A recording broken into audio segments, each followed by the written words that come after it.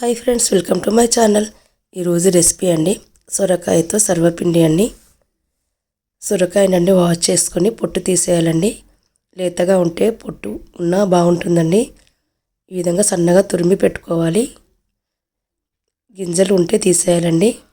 దీనికి కావాల్సిన పదార్థాలు పచ్చిమిర్చి, ఆనియన్, కొత్తిమీర, కరివేపాకండి. ఇవన్నీ వేసి గ్రైండ్ చేసి పెట్టుకోవాలి. ఇది అందరికీ తెలిసిన రెసిపీ అండి. ఒక్కొక్కరు ఒక్కోలా చేస్తారు. నేను ఎలా చేస్తానో చూడండి ఫ్రెండ్స్. మనం తురిమి పెట్టుకున్న సొరకాయలో మనం గ్రైండ్ చేసి పెట్టుకున్న పచ్చిమిర్చి, ఆనియన్ పేస్ట్ వేసుకోవాలి. మీరండి కారం సరిపోయేంత పచ్చిమిర్చి పేస్ట్ వేసుకోవచ్చండి. నేను పచ్చిమిర్చి కొంచెం, కారపొడి కొంచెం వేస్తాను. ఇప్పుడు కొంచెం జీలకర్ర వేసుకోవాలి. కొంచెం కారపొడి వేశాను. తగినంత ఉప్పు వేసుకోవాలి. కొంచెం పసుపు. నేను పెసరపప్పు వేసుకున్నాను. కొంచెం నువ్వులు వేసుకోవాలి. మీరు పెసరపప్పు ప్లేస్లో ఉండి శనగపప్పు అయినా వేసుకోవచ్చండి. నానబెట్టి వేసుకోవాలి. ఇవన్నీ కలిసే విధంగా ఒకసారి ఈ విధంగా కలుపుకోవాలి. దీంట్లో నేను కొంచెం అల్లం వెల్లుల్లి పేస్ట్ వేశాను.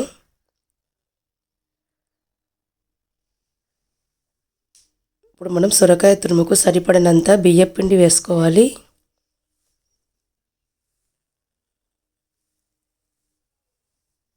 వాటర్ పట్టదండి, చూసుకుంటూ కలుపుకోవాలి. సొరకాయలోనే వాటర్ ఎక్కువగా ఉంటుంది. ఈ విధంగా మనం కలిపి పెట్టుకున్న తర్వాత పిండి సరిపడా వేసుకోవాలి. ఇప్పుడన్నీ అంతా ఒకసారి విధంగా కలుపుకోవాలి. ఇంకా కొంచెం పిండి పడుతుందండి. ఇప్పుడు మొత్తం చేతితో ఒకసారి గట్టిగా ప్రెస్ చేస్తూ కలుపుకోవాలి.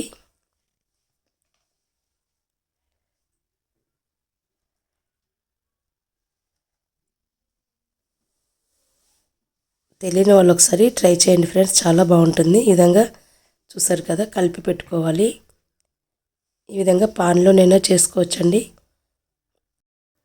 ఇప్పుడు పాన్లో కొంచెం ఆయిల్ వేసుకోనండి. ఈ విధంగా పిండి తీసుకోనండి, ఇంకా ప్రెస్ చేస్తూ చేసుకోవాలి.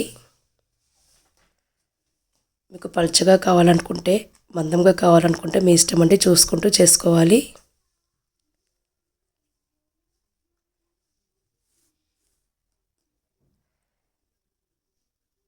ఈ విధంగా చేసిన తర్వాత అండి మధ్యలో హోల్స్ పెట్టుకోవాలి. ఇప్పుడు దీంట్లో మనం ఆయిల్ వేసుకోవాలి.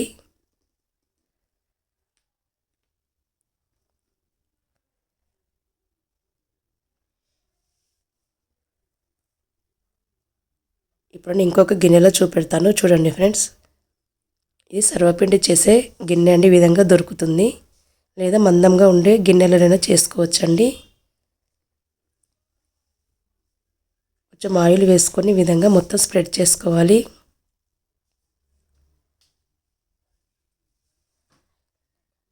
చాలా బాగుంటుందండి. 2 days వరకైనా ఉంటాయండి నిల్వ ఇవి.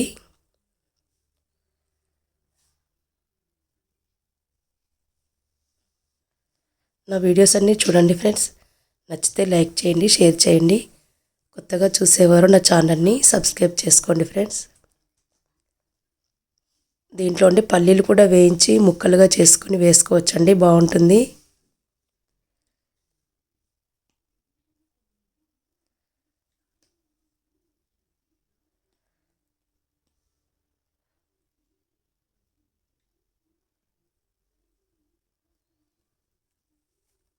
ఆయిల్ కొంచెం ఎక్కువగా వేసుకుంటే బాగుంటుంది. ఈ విధంగా మూత పెట్టేసి చూసారు కదండి, మధ్య మధ్యలో చూస్తూ ఫ్రై చేసుకోవాలి.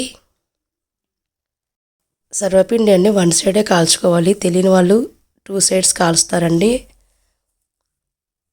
1 side చూసారు కదండి, ఈ విధంగా ఫ్రై చేసుకోవాలి. ఇది డైరెక్ట్గా తినచ్చండి, పెరుగుతోనైనా తినచ్చు, చాలా బాగుంటుంది. ఈ వీడియో మీకు నచ్చిందని అనుకుంటున్నాను ఫ్రెండ్స్. నచ్చితే లైక్ చేయండి, షేర్ చేయండి. Thanks for watching. Bye friends.